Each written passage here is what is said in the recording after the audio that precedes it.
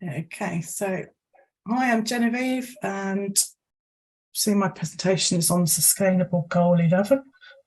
Just to give you a quick outline of the presentation today. So I'll talk a little bit about the goal, and I'll give you a brief summary of my area of research. As I'm a CES 2 student like you all, I think, I have company partners, so I'll talk a little bit about them and the philosophies they've used to develop their delivery model. Then I'll go on to speak about sustainability in the context of my company partners' work.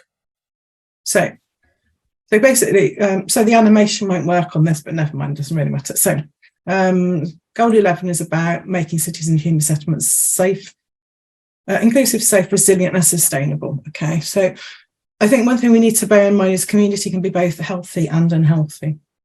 So for example, if you consider learning in a if it's considered living in an urban community, you may have limited access to green and blue spaces, which is what Vasilia was talking about earlier. And you might have more exposure to traffic pollution, that kind of thing. But if you live in the countryside, you might suffer from social isolation, which we obviously know affects people's mental health. And both of these became quite apparent really with the pandemic as well. You know, they're exacerbated, and a lens was brought out on them during the pandemic. So that was I'll talk maybe a bit about that later if I've got time. But anyway, so just to bear that in mind. So what I'm going to be talking about generally is communities rather than cities, and that communities can be both healthy and unhealthy. Okay. So just to talk about a little bit about my research. So I'm obviously a PhD student. My PhD project is coordinated through Bangor University.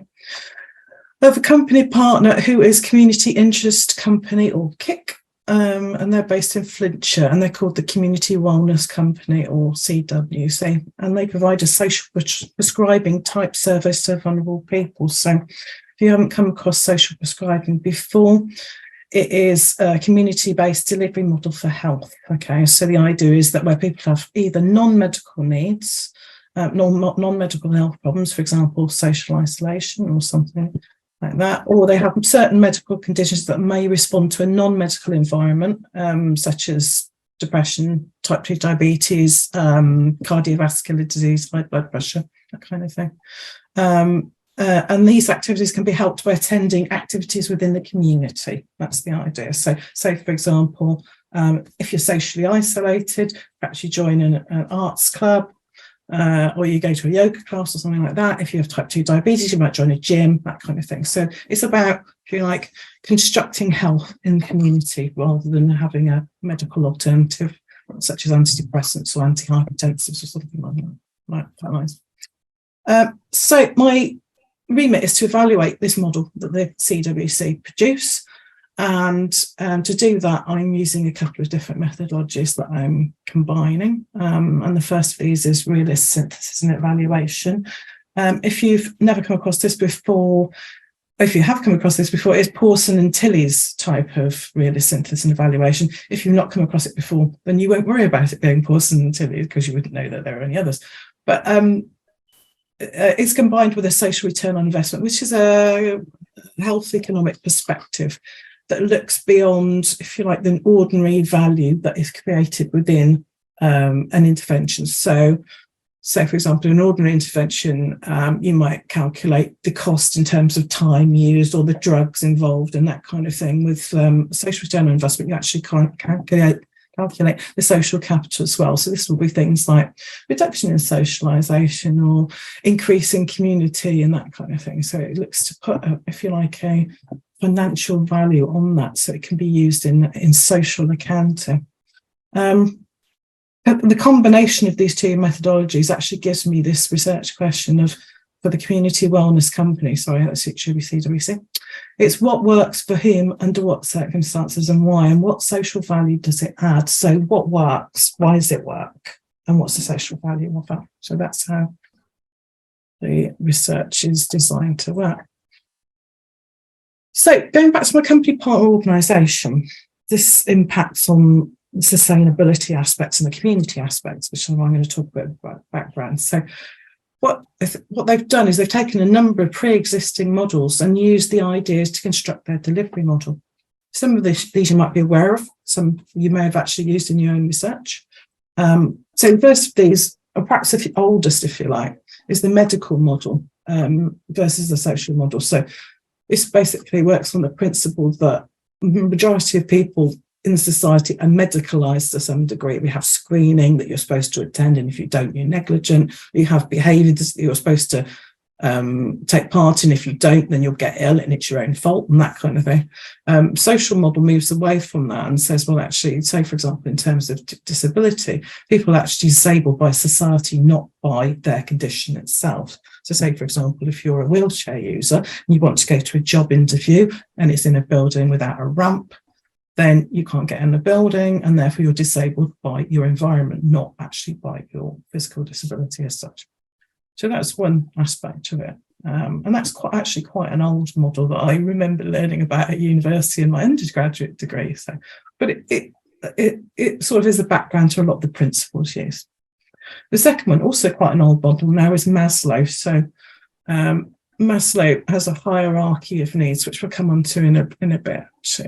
In fact, my next slide, the animations aren't going to work on it. So I think I'll ignore that and I'll just talk on this side. So Maslow has a hierarchy of needs that is usually presented as a pyramid. And the idea with Maslow is that there are certain fundamental needs that you need. So you need shelter, you need food, you need warmth, you need water.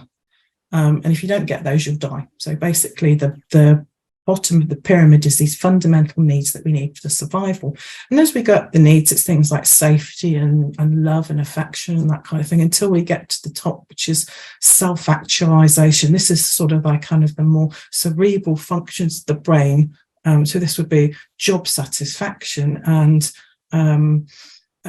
enjoyment of a relationship, and those sort of kind of like more things that you don't necessarily need to keep you alive, but you would need in order to increase your well-being. So Maslow kind of sees things in those terms, but also that you can't achieve the higher levels of his hierarchy without having the fundamentals. So if you are hungry and you are in poverty and you don't have enough water and you don't have a place to live, you're not really going to be that worried about whether you've got a good job or not, whether you're getting job satisfaction, because you need the fundamentals to start off with. So the next one that I'm going to talk about a little bit is, which order would they have been? Sorry about this. Is salutogenesis. So salutogenesis kind of works on the respect that health is a continuum. You're not healthy or unhealthy, if you like, but it's on a continuum, and you'll be somewhere along that continuum. And that it focuses more on supporting health rather on the factors that promote disease. Okay, so it looks at health. You are healthy and you'll become unhealthy rather than you're unhealthy and we'll do something about it now, that kind of thing. Then the Human-Givens model, this is quite an interesting one, because this, when I first read this, I actually thought it was a person. It was a paper by someone that was weirdly called Human-Givens, and I didn't quite understand it, but it should, I think, be called people's expectations rather than Human-Givens. And the idea is that people should have certain expectation as to what they deserve, what is acceptable in a society where we care for each other. So people should have certain things. They should have security. They should have intimacy. They should be connected to their community.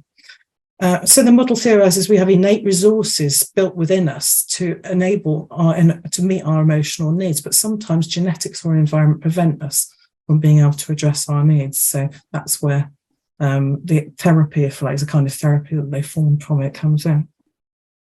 So, and then there's asset-based community development, which maps assets with community and links them to form more assets. And I'll come on to a bit more to that later in terms of sustainability.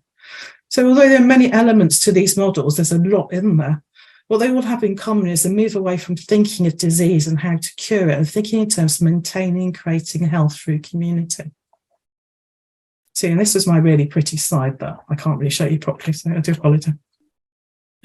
Okay, so I'm going to move on to a little bit about sustainability. Okay, so I've drawn on three kind of theories here to give you a bit of a taster of it. So the first one I looked at was organisational psychology. So what I want to do is ask you a question. I'm going to ask you to respond now. So you're going to have to turn your mics on. So I'm going to ask you to think about McDonald's, the fast food chain, Ronald McDonald, that sort of thing, and tell me what you think the primary goal of McDonald's is.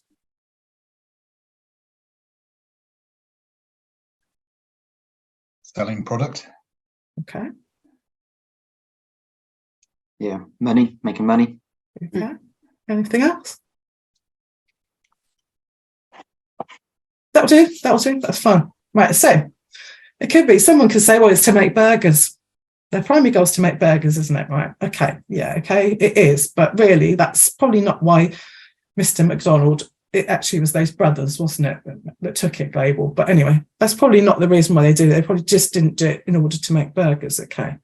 And they also didn't do it like for some sort of altruistic purpose to feed people, did they? Like that. So they did it to make money, didn't they? So the idea was that they made a business, the business made money, and the franchising took off, and they made a lot of money. Yeah. So that was the idea behind it. So in terms of theories of organisation and goals, though that isn't actually the initial principle of an organisation. But organisation, to be successful, has to be sustainable. It has to keep going.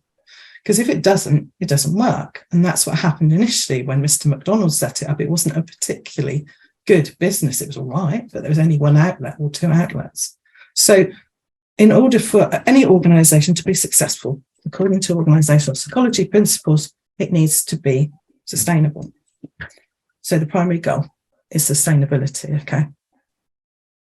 In terms of moving on to asset-based community development approaches, which was on the previous slide, I didn't mention much about that.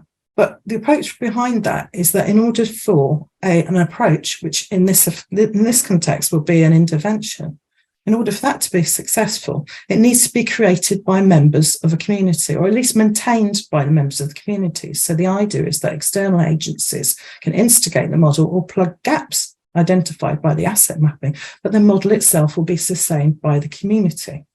Okay, and then if we move on to realist research, the theories behind that is this because the community has a vested interest in the outcome. So say, for example, the NHS decides to do something, or the LA decides to do something, they put a bit of money into it and then they go off again. It won't necessarily work if the community don't have buy-in and they don't know how to promote things within their own community. Okay, so my final slide shows the cyclical nature of sustainable communities. So the overall idea is that health is created in the community, okay? So poor health, it must be therefore acquired by removal from the community. And it therefore follows if you integrate or reintegrate someone back into their community or a community, then it will promote good health. So if we have a quick look at the circle here, what it's showing is that if a community creates well-being, then it's more likely to create mental health, which is more likely to create physical health, which will lead to healthy individuals becoming contributors back to their community. So it becomes this cyclical process. So a sustainable organisation is able to produce well-being within the community, and this leads to better mental and physical health, which then produces healthy individuals that feed into the community, and then it becomes self-sustaining.